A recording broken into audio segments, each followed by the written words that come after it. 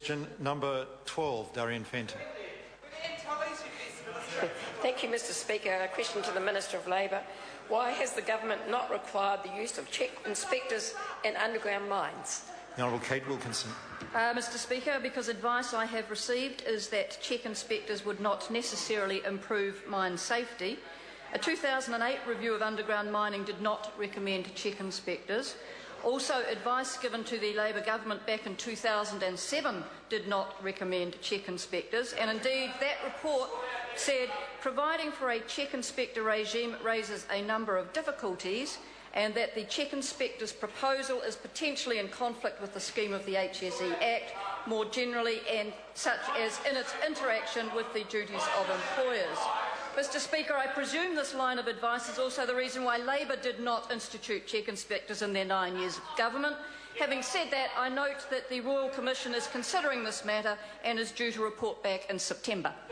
Darien Fenton. Thank you, Mr Speaker. Point of order, point of order, the Right Honourable Winston Peters. Mr Speaker, my point of order is that I think you might have overlooked Mr McKelvey seeking to get a supplementary at the last question. Order.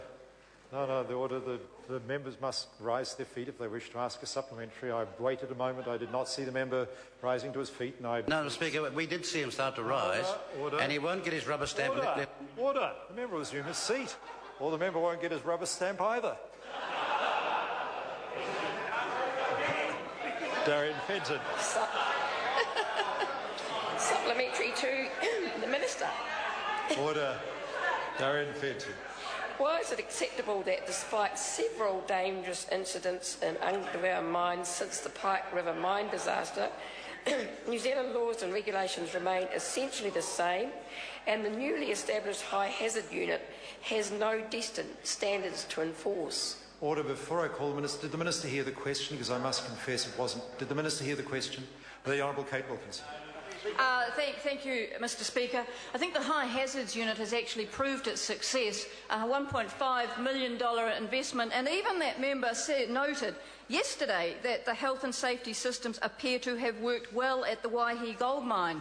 Mr Speaker, I think what is happening out there is that the High Hazard Unit is sending that very clear message that workplace safety matters. And can I also refer to a report by the EPMU that says what we've got all of a sudden is a far higher threshold in terms of interpreting the current law in New Zealand. Mr Speaker, I think that is good news.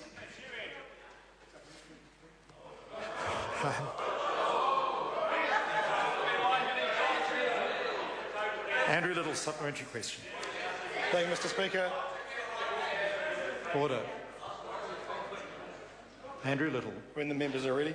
In light of the establishment... Order.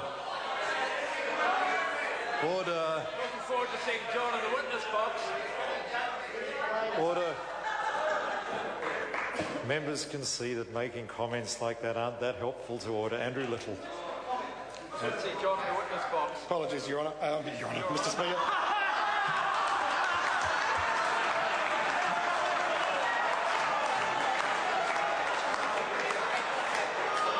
We're rehearsing on this side, Mr Speaker.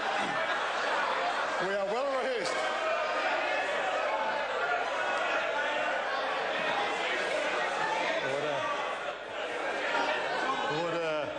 Order. The House has had its moment of fun. Andrew Little, supplementary question. Mr Speaker. Order.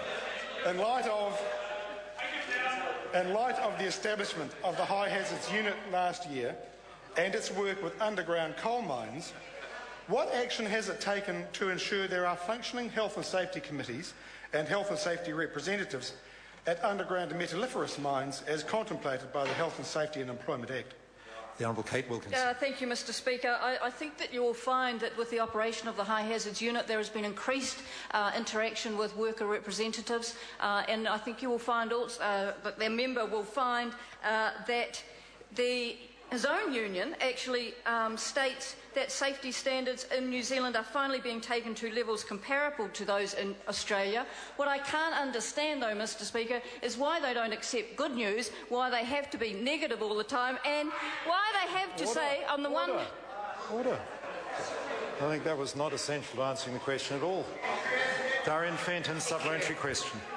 to the Minister, why won't she listen to the miners, including the EPMU, who after this latest incident in a series since the Pike River mine tragedy have again called for check inspectors and urgent improvements to mine safety regulations? The Honourable Kate Wilkinson. Mr Speaker, as I've already said, the Royal Commission of Inquiry will be addressing the issue of check inspectors, as will the independent task force that we appointed just recently to have a look into that matter. I will await those considerations. But I have had suggestions, Mr Speaker, that we could wait until the Royal Commission on Pike River reports back. I've also had suggestions, Mr Speaker, that the government must act now. Though both those suggestions have come from that member, Darien Fenton. She can't have it both ways. And that brings to a close. Point of order, Chris Hipkins. Point of order, Mr Speaker. Mr Speaker, I seek leave of the House for us to go back to question 10 in case any members didn't get the opportunity to ask their supplementaries. Leave is sought for that course of action. Is there any objection? There is objection. And that brings to a close questions for oral answer. I beg your pardon, would some honourable member care to move that the House take note of miscellaneous business?